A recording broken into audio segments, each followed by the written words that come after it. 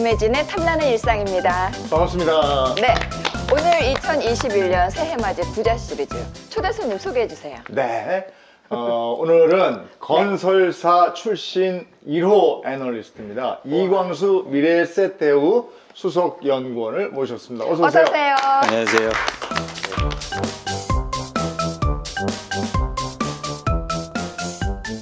요즘에 그 20, 30대들 우리가 부동산 관련해서 얘기할 때 영끌 투자, 뭐 영끌해서 집을 산다 이런 얘기하는데 우려의 목소리도 많잖아요. 거기에 대해서 어떻게 생각하세요? 실제로 저희가 현황 파악을 좀 할 필요가 있죠. 정확하게 진짜 그런지 예. 아니면 어느 정도 수준인지. 어, 근데 최근 1년간 서울에서 집 산 분들 중에서 평균적으로 60%가 30, 40대로 이렇게 통계로 잡힙니다. 예. 그러니까 굉장히 많은 비중이고요. 과거에는 40%가 좀 안 됐거든요. 네. 그러니까 갑자기 30, 40대가 많이 샀다. 그런데 또 많이 사는 요즘에는 서울에 집을 사시면 자금 조달 계획서를 제출하셔야 돼요. 네. 내가 돈을 어디에서 마련했는지. 갑자기 막 주거나 꼬우니까. 그래서 자금 조달 계획서를 이렇게 통계적으로 또 분석해 보면 네. 그 중에서 한 40% 정도가 네. 투자 목적으로 집을 사고요. 30, 40대가. 예. 그래서 또 그 중에서 자금 조달 중에서 12%가 마이너스 대출을 받아서 사요. 그 정도예요. 그래서 뭐냐면 그냥 주택담보대출 이거 받는 것뿐만 네. 아니라 네. 신용대출 받았어요. 마이너스 통장 아시죠? 그렇게 받아서 사는 비중이 과거에는 2, 3%밖에 안 됐는데 네. 갑자기 12%로 크게 증가했습니다. 어, 그러니까 이게 저희가 현황을 보면 30, 40대가 확실히 이 집을 사는 비중이 많아졌고 네.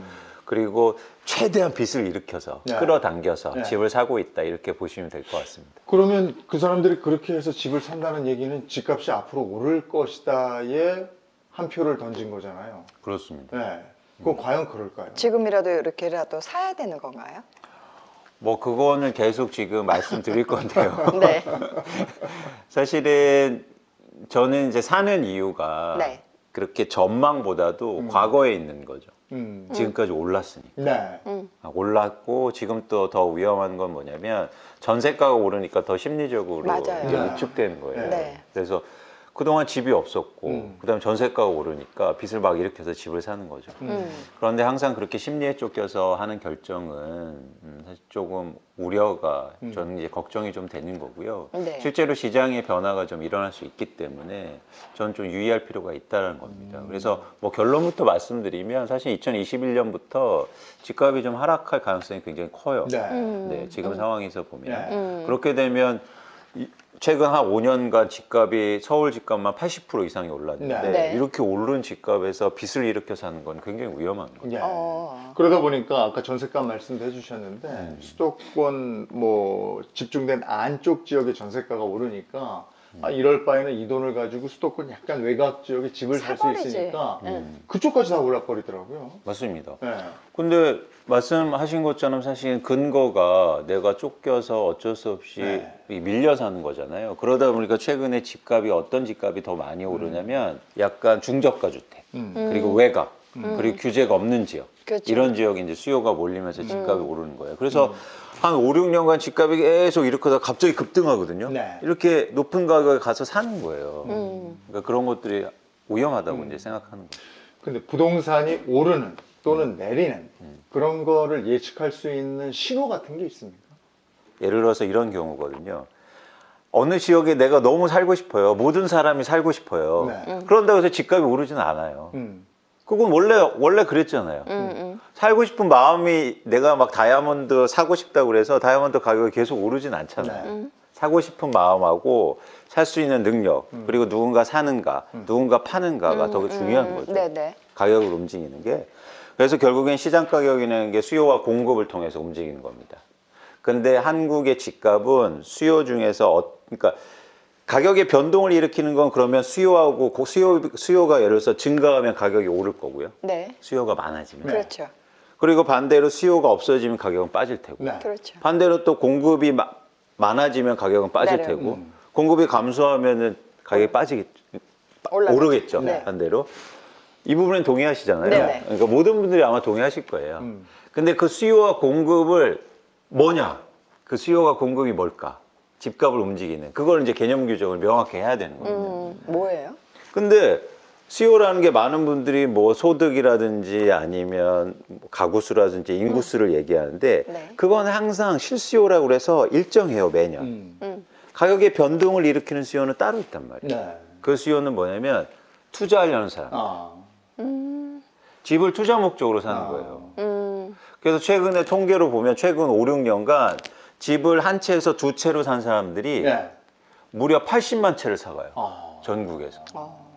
그래서 약 한 다주택자가 전국에 220만 명이 다주택자입니다. 네. 그러니까 집을요 한 채 갖고 있으면 사실은 투자로 의미가 없어요. 네. 그잖아요. 왜냐하면 내가 살고 있는 집이면 다른 집값 다 올랐기 때문에 의미가 없는 거죠. 네, 사실. 맞아요. 그래서 올랐다고 그래서 물론 뭐 없으신 분들보다 한 채 있으신 분이 그나마 이제 좋으시지만 네. 예를 들어서 한 채 있다고 해서 뭐 이 집을 팔 수도 없고 내가 살아야 되니까. 그렇죠. 그래서 투자 목적으로 사는 사람들은 꼭 한 채를 더 산단 말이에요. 이 수요가 매년 변동한다는 거죠. 그래서 이게 투자하는 사람들이 시장에 많아지면 가격이 오르는 거고, 네. 그죠? 수요가 많아져서 투자하는 사람들이 시장에 줄어들면 가격이 빠지는 거죠. 근데 그동안 투자하는 사람들이 시장에 엄청 많았다는 네. 거예요. 그래서 전세 가격도 의미가 있어요. 전세 가격이 오르면 투자하는 사람들이 시장에 많아져요. 네. 갭 투자 같은 거. 그렇죠. 내 돈에 적게 들여도 예. 되니까. 예. 그러네. 그래서 전세 가격이 항상 투자 수요를 올리는 영향을 미쳤던 거죠.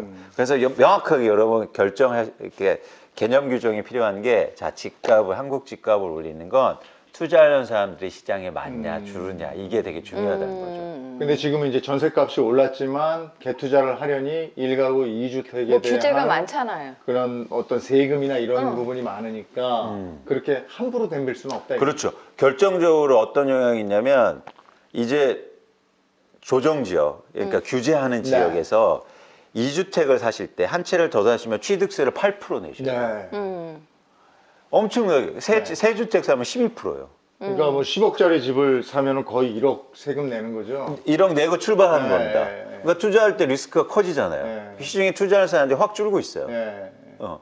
이게 되게 중요했어요. 이게 이번에 도입됐는데 왜 중요했냐면, 그동안은 한 채 사도요 세금이 비싸다고 했잖아요. 세금을 많이 낸다고 했는데 대부분 보유세나 양도세예요.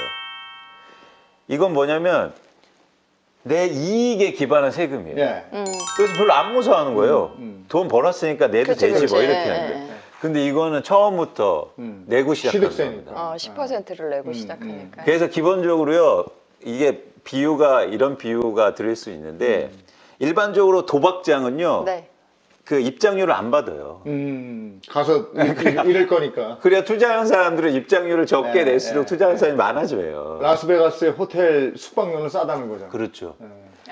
도박하면서 도박하면, 이렇게 이익을 줄 테니까. 아니요, 왜냐면 들어가는 게 내가 진입하는 장벽이 낮아야 많은 사람들이 와서 하니까.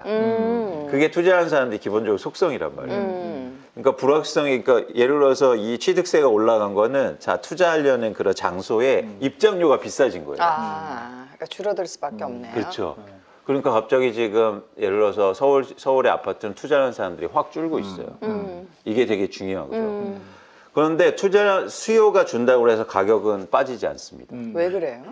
안 팔면 안 빠지는 거예요. 그렇죠. 그죠? 네. 집이라는 게. 그래서. 그래서 이제는 공급이 또 중요해요. 네. 공급인데 어떤 공급이냐면 팔려는 공급. 새로 만들어서 분양하는 거. 아니요. 시장의 가격을 결정하는 건요, 집을 갖고 있는 사람들이 파는 양이에요.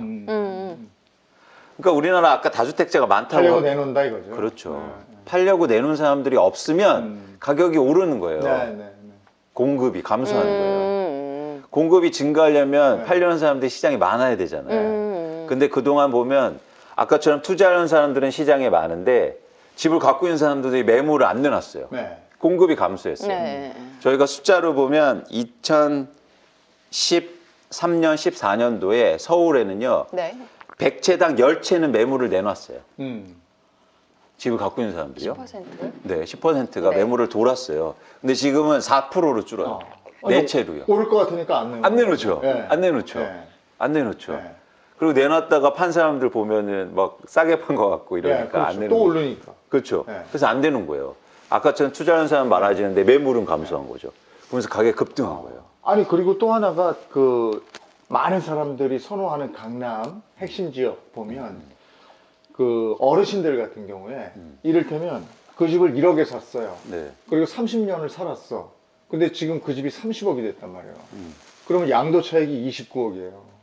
그럼 거기에 대한 세금을 내야 되잖아요. 그걸 누가 어떻게 그걸 내야 팔겠어요? 돼요. 그렇게 오래 내야 살아도. 돼요. 예. 그걸 누가 어떻게 팔겠어요?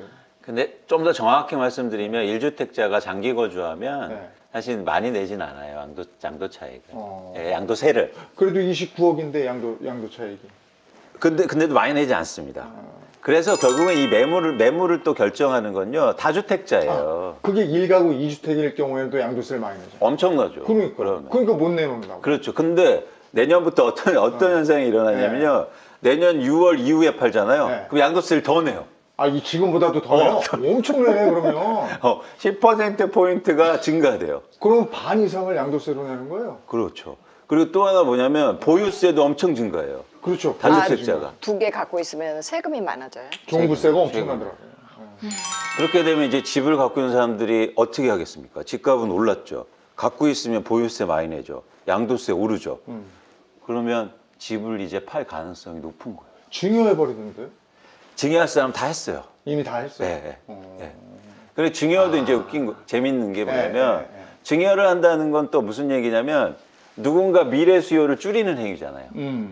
그 자녀들이 시장에 와서 집을 한 채 그치, 샀어야 그치. 되는데 네, 그렇죠. 증여라는 거 이거는 시장에 또 변동성을 키우는 역할을 할 거예요. 길게 보면. 그래서 내년부터 어떤 현상이 일어나냐면 다주택자가 시장에 매물을 내놓고 시장에 투자하는 사람들이 없으면 그럼 어떻게 되겠습니까? 집값은 내려가겠죠. 그렇죠. 네. 그동안 집값이 오르는 건 정확히 이 반대 현상 때문이에요. 집을 갖고 있는 사람들은 안 팔어. 네. 그리고 집을 살려는 사람들은 많아. 네. 그러니까 집값이 오른 거죠. 그런데 앞으로는 반대 현상이 난다. 일어난다. 그런데 여기다 대고 또 길게는 어떤 현상이 또 나타날 수 있냐면 정부가 자꾸 사람들이 집이 모자라다고 막 하니까 네. 집이 모자라 이러니까 또 자꾸 지어야 되죠. 이제 많이 지어줄게 이런 거예요. 네. 그래서 2024년, 25년부터는 집의 절대량도 엄청 증가해요. 거의 40만 가구 이상. 네. 그럼 이게 시장에 저희가 뭐 집을 1, 2년 사는 게 아니잖아요. 그럼요.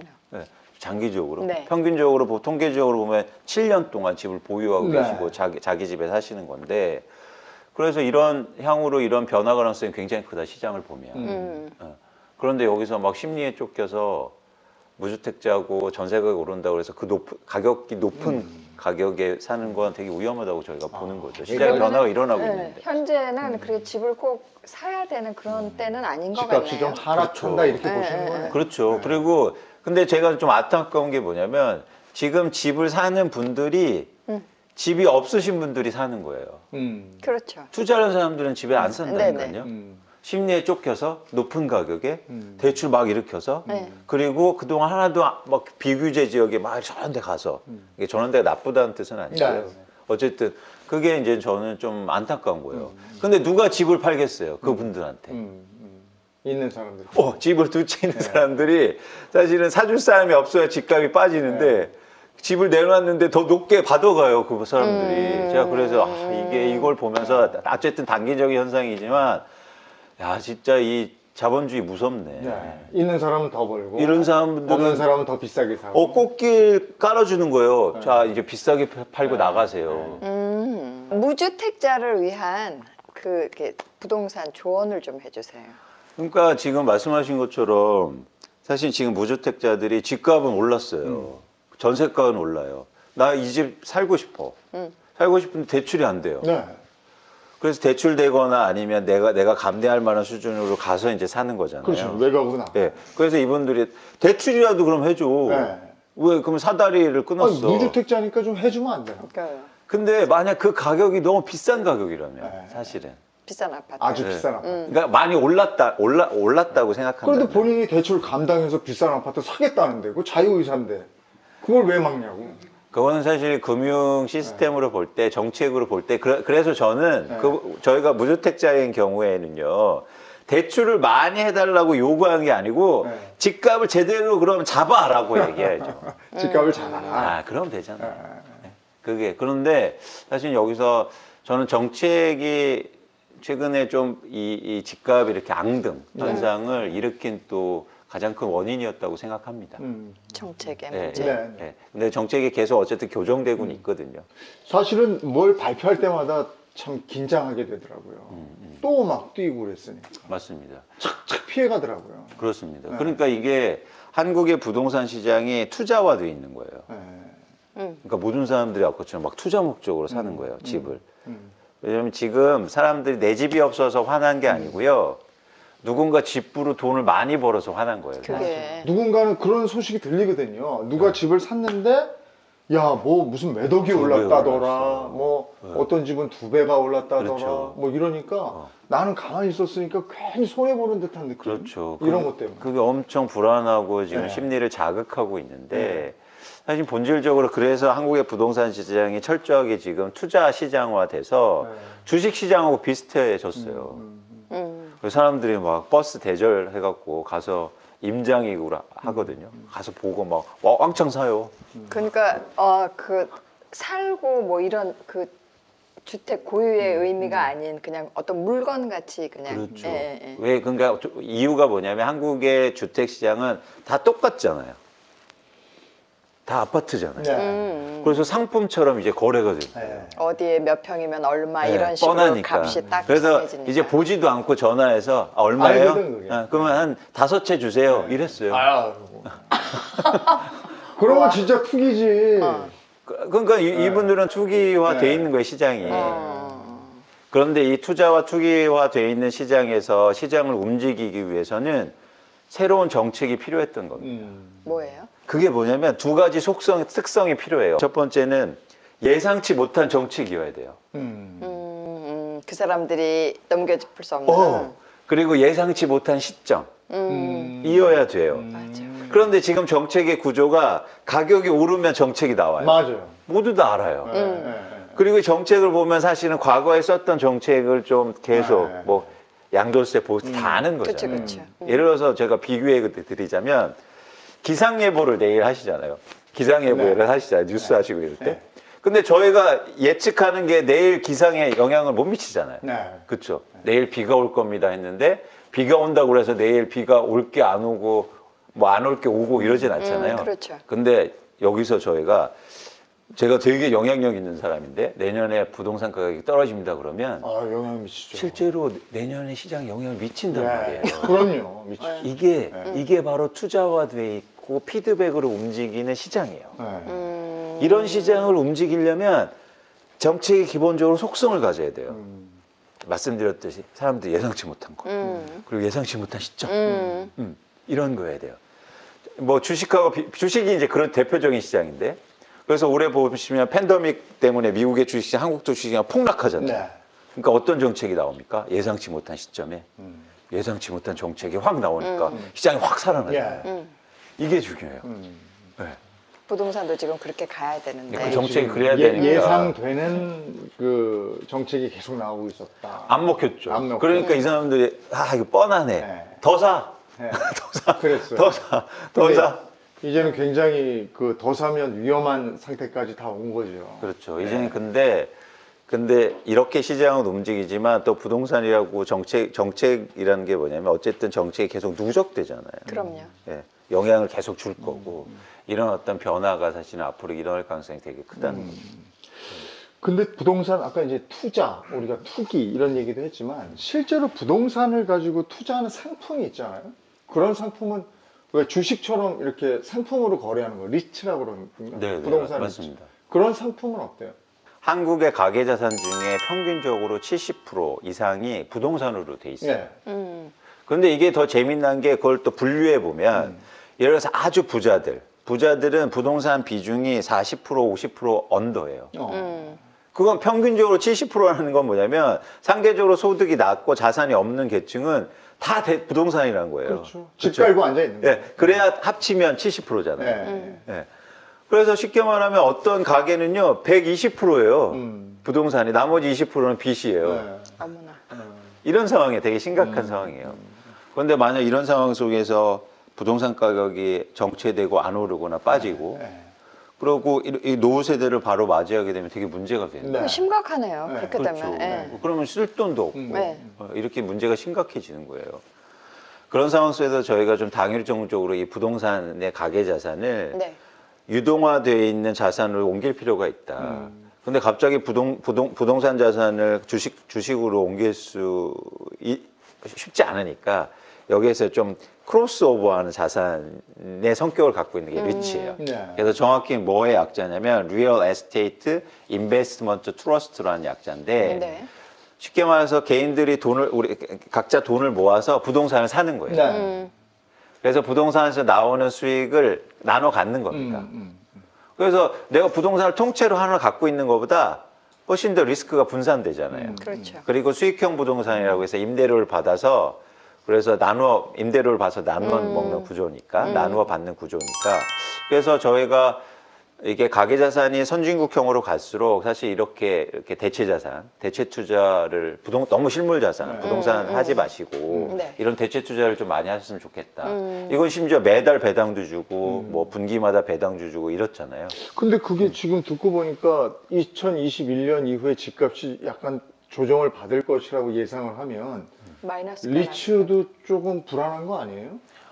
그러니까 이게 다른 게 뭐냐면 그런 리츠가 투자하는 부동산은 수익형 부동산이어서 아파트는 아니에요. 아, 그래서 예를 들어서 판교에 네. 빌딩에 투자하실 수 있고 네. 뭐 상가들이 쭉 모여 네, 있다든가 네. 이런 좋은 거. 빌딩. 그다음에 임차인이 좋은. 임차인이 뭐 우리 굴지의 대기업들 이면은 임차료 안 내지 않을 거잖아요. 그래서 계속 임대료 받을 수 있고 좀 이거 거주형 부동산하고 좀 다른 개념이죠. 그리고 리츠를 통해서는 글로벌하게도 투자할 수 있습니다. 그래서 뉴욕에 부동산을 사실 수 있어요. 근데 어쨌든 그게 마이너스가 나올 수도 있긴 있는 거죠. 그렇죠. 그럼요. 그런데 그래서 이제 이거 마찬가지로 그런 리스크는 있지만 사실 실물 부동산보다도 훨씬 더 부동산 투자하기 편하시고 유동성 언제나 사고 팔 수 있으니까. 네. 그러면은 그 리츠 투자할 때 우리가 좀 체크해봐야 될 음, 것들이 있을 것 같아요. 뭘 확인하고 들어가야 돼요?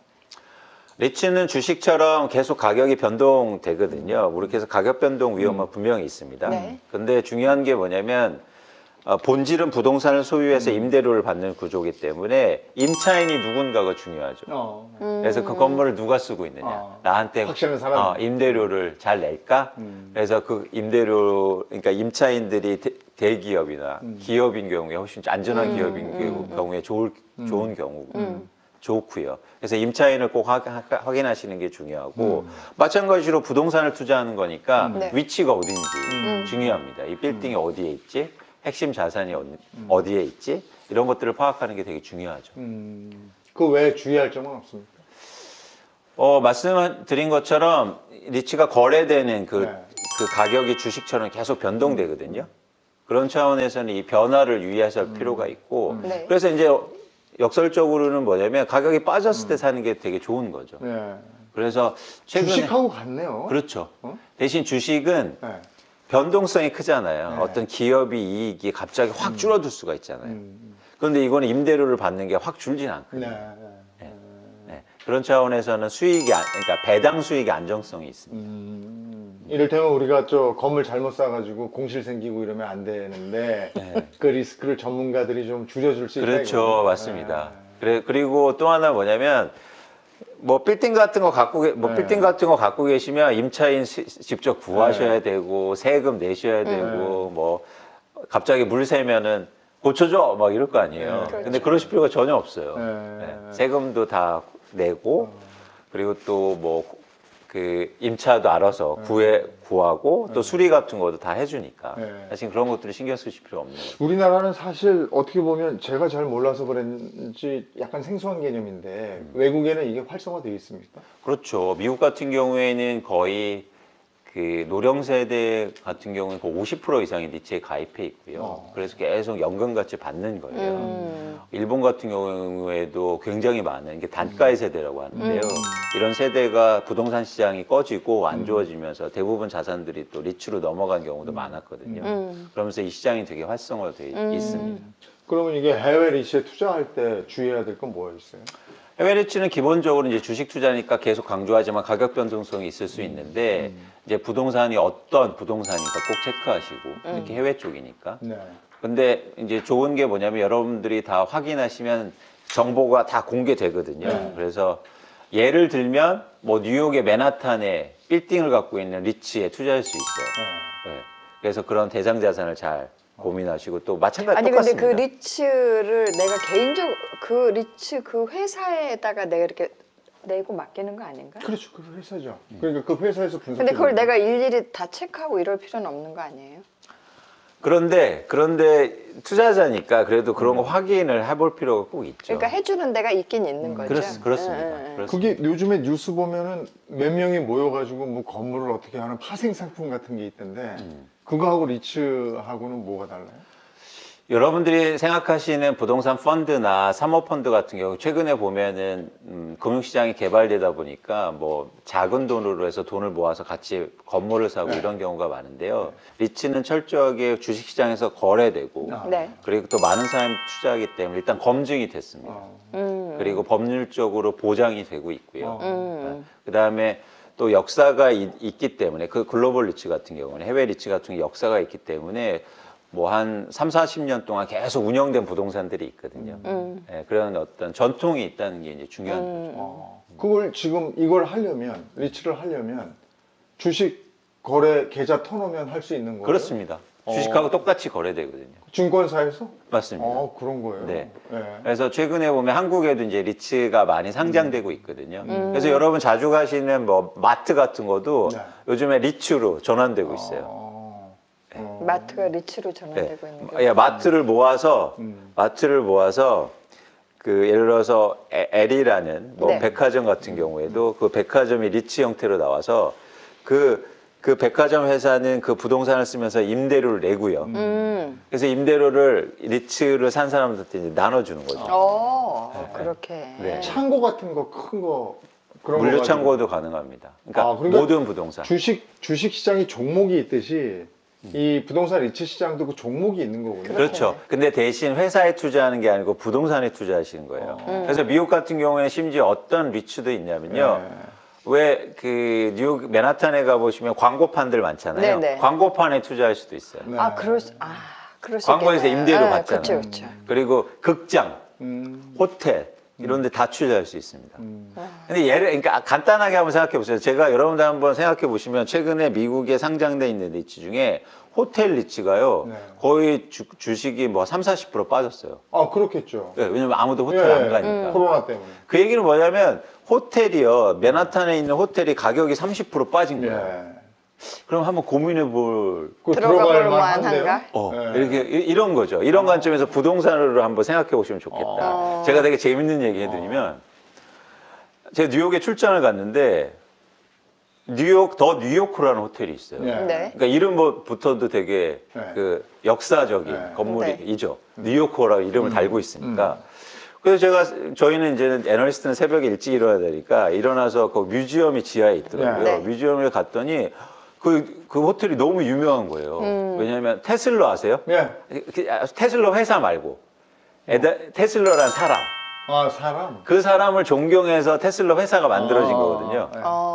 그래서 이 사람은 뭐냐면 에디슨 시대에 테슬라라는 사람이 과학자였어요. 발명자. 그래서 에디슨은 직류라는 전기를 만든 사람이고 네. 테슬라는 교류를 만든 사람. 직류 교류. 네, 근데 여러분들이 쓰시는 다 이 전기 제품은 다 교류예요. 네. 그래서 결국에는 저희가 테슬라가 사실은 이 에디슨의 기분 나빠하시려나? 네. 어쨌든 그러네. 훨씬 더 우리 세계에 도움을 주신 네. 분인데 이분이요 특허를요 공개하고 돌아가셔요. 그래서 에디슨만큼 돈을 벌지 못해요. 그래서 집도 없으니까 그 호텔에서 살았어요. 그래서 제가 뮤지엄에 가니까 테슬라 창도 있고 뭐 편지 그 방도 테슬라 방이라고 돼 있더라고요. 그래서 역사가 깊은 호텔이다라고 했는데 충격적인 사실을 알았어요. 뭐냐면 옆에 딱 보니까 그 주인이요 한국 분이신 거예요. 그래요? 진짜요? 네. 그분이 근데 유명하신 분인데 제가 여기서 말씀 안 드릴게요. 그 사진이 딱 있는 거예요. 네. 근데 그분이 언제 그 호텔을 사냐면 1970년대. 그래요? 1970년대 전 세계적으로 무슨 일이 있었냐면 오일 쇼크가 있었잖아요. 특히 뉴욕 같은 데는 오일 쇼크 때문에 막 부동산 가격이 막 엄청 네. 떨어지거든요. 그 떨어질 때 산 거예요. 이야. 한국 사람이. 예. 이게 투자죠. 예. 근데 여러분 그런 투자를 지금 하실 수 있는 거예요. 저희가 호텔은 못 사시잖아요. 예. 근데 리츠를 통해서는. 그죠? 이렇게 발상을 한번 전환해 보시면. 예. 지금 막 뉴욕의 맨하튼 호텔이 리츠로 보시면 주가가 한 30~40% 빠졌거든요. 예. 근데 한번 제가 돈 제가 엄청 드릴게요. 맨하탄의 빌딩이 40% 가격이 빠졌습니다.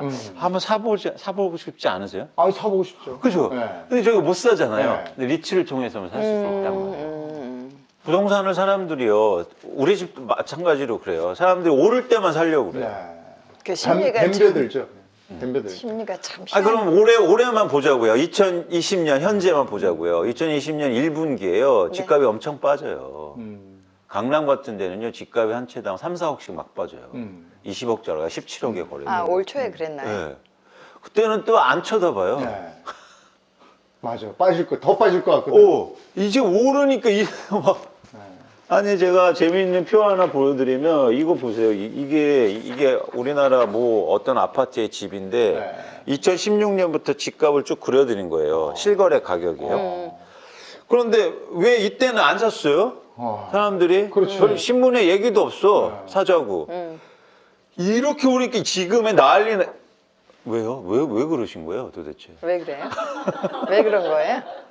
아니, 막 와! 하고 달려드니까. 그게 전 안타까운 거죠. 투자하는 사람들은 다 이때 사놓고 이때 파는 거 있는데. 그래서 제가 이게 안타까운 거예요. 그리고 이때 또 심리에 쫓기는 분들이 누구세요? 집이 없으신 분들. 더 오를 것 같으니까 추격 매수한 거죠. 이때는 떨어질 것 같으니까 안 사다가. 그러니까 근데 세상에 어떻게 계속 이렇게만 됩니까? 또 떨어져. 모든 이치가. 선생님 그렇잖아요. 그렇죠. 네. 그리고 제가 볼 때 분석해봐도요, 계속 이렇게 갈 수 없어요. 네. 이렇게 오른 것처럼 사실 이렇게 빠질 리스크도 크단 말이에요. 그런데 이때는, 그건 뭐, 누가 지금 집사 이러다가 지금에 와서야, 언론에서 부추기고, 막 주변에서 막 집 사야 된다. 그래도 또 이렇게 보다가 또 참아. 또 이렇게 올랐을 때는. 야, 이거 곧 떨어지겠지. 그래서 이만큼 이렇게 또 올라가면 그때. 야, 이거 사야 되나? 그러다 이렇게 했대. 그래, 그런 심리도 있죠. 그래서 또 빠져. 저희가 그래서 통계 자료를 보면 전형적으로 지금 버블인 상황이 나타나고 있어요. 이게 여러 가지 현상들이 나타나요. 그게 대표적으로 한 3가지 정도인데, 첫 번째는 그동안 시장의 주도 세력이 아닌, 주도자가 아니었던 분들이 시장에 뛰어들어요.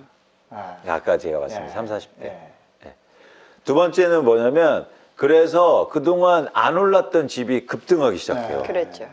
그래서 제가 재미있는, 이게 이 지역에 사시는 분들 계시면 죄송할 수도 있는데, 저희가 집값이요, 불과 2007년도부터 2013년도에는 집값이 많이 빠졌어요.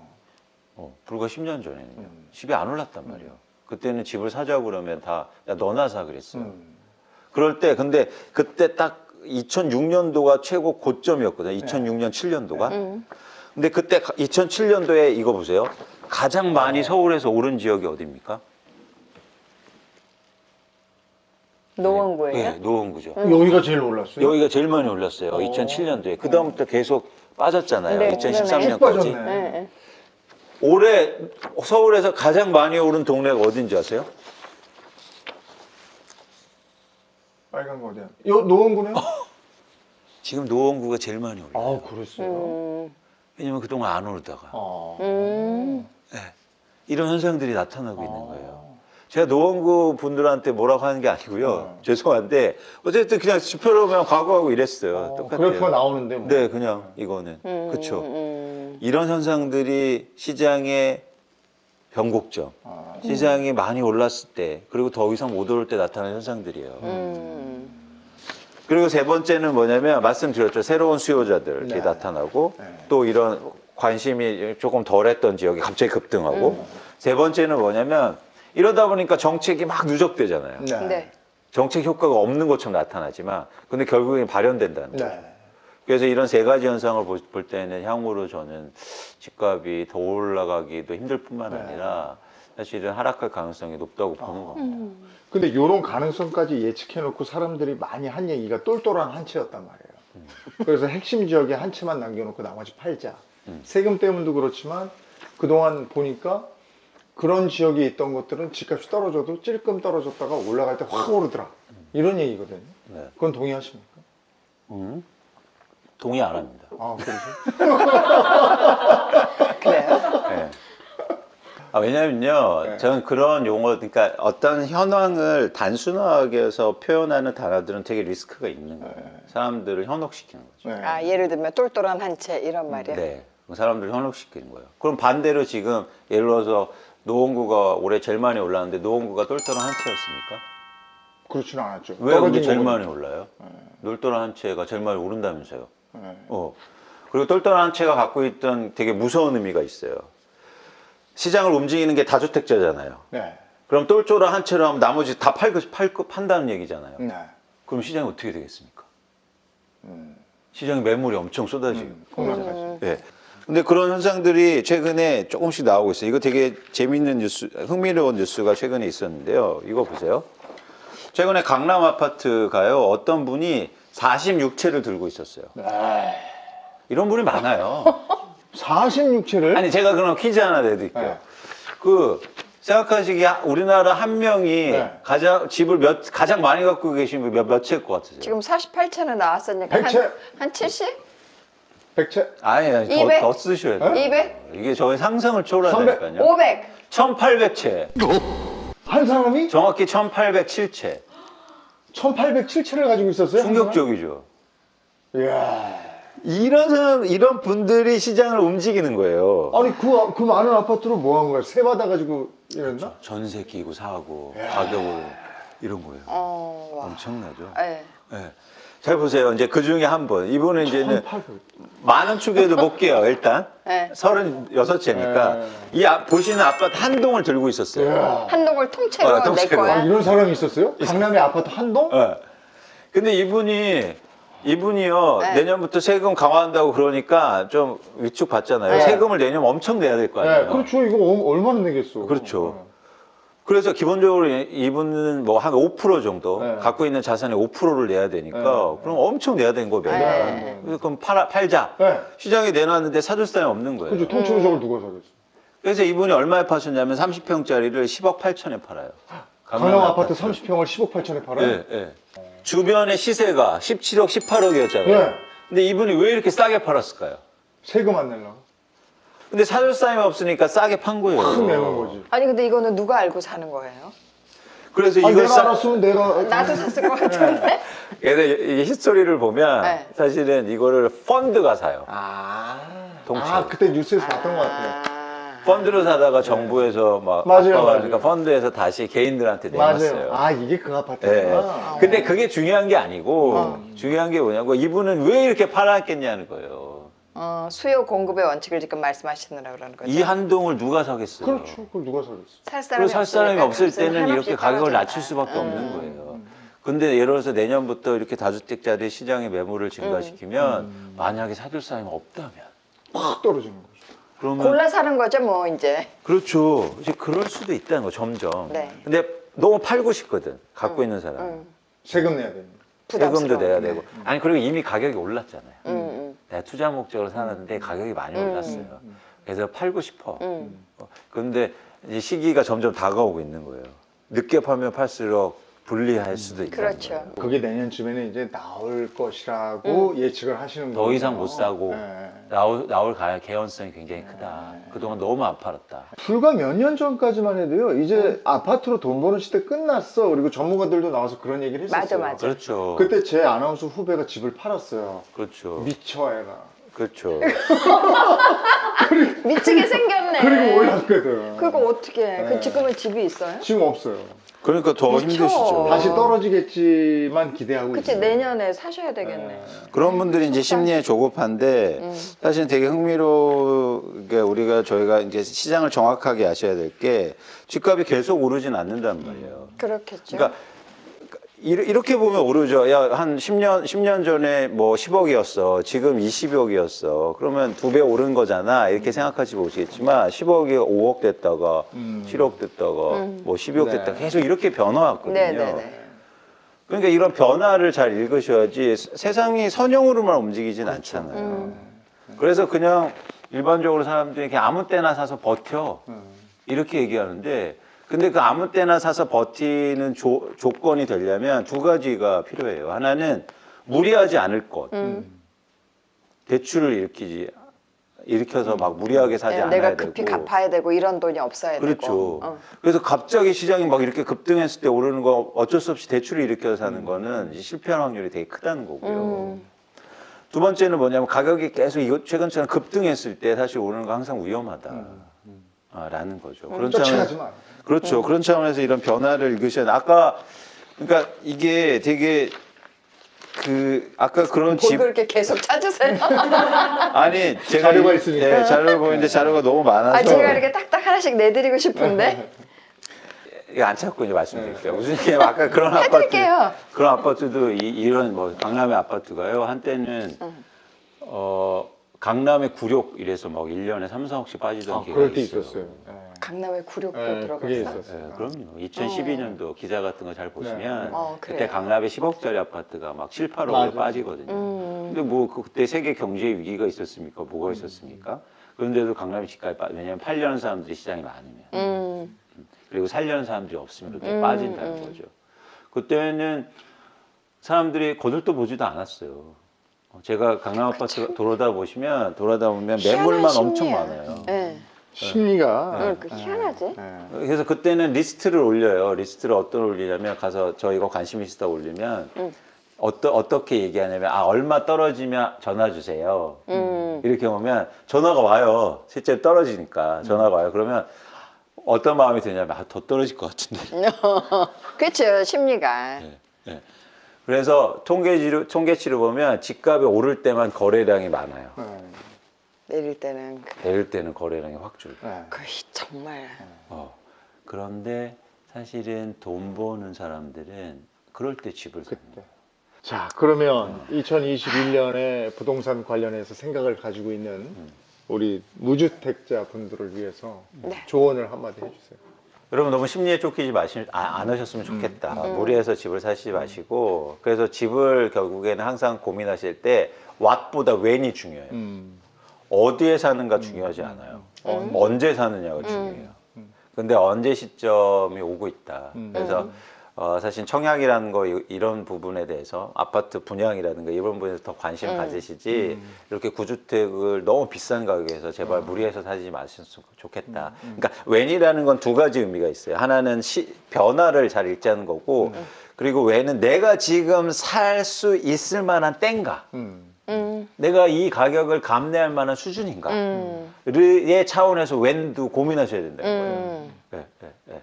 그래서 그리고 집을 사실 때는 제발 과거는 중요하지 않아요. 저희가 뭐 주식을 하시든 여러분 투자를 하시든 내 집 마련하시든 미래의 변화가 중요한 거지. 그동안 올랐어. 가 중요하진 않잖아요. 그동안 올라서 계속되는 건 없습니다. 그래서 여러분들이 좀 주의하셨으면 좋겠다. 제가 사실은 솔직히 말씀드리면 전 올해도 집값이 빠질 것 같았어요.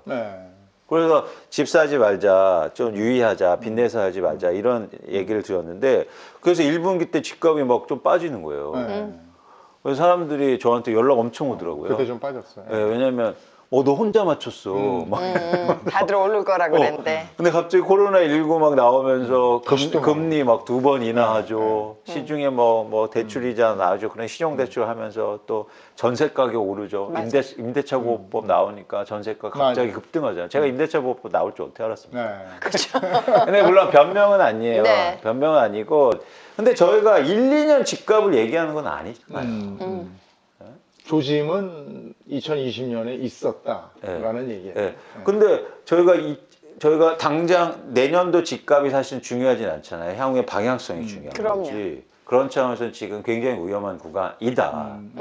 그리고 여러분들이 주의하셔서 좋겠다. 그리고 반드시 때는 옵니다. 좋았어요. 네. 좋은 말씀. 자, 이제 탐나는 상자를 열어주시죠. 네. 담당자. 네. 이거 이렇게 꺼내. 네. 네. 책 쓰셨어요? 네. 제가 골든 골든 크로스라는 책인데요. 제가 책 쓴 이유가요. 한번 제가 읽어드릴게요. 소수의 성취보다 다수의 행복을 위해 글을 썼습니다. 많은 분들이 투자를 통해 성공하고 다른 사람을 도우며 행복해지기를 희망합니다. 오, 네. 그래서 저는 좋은 말씀이네요.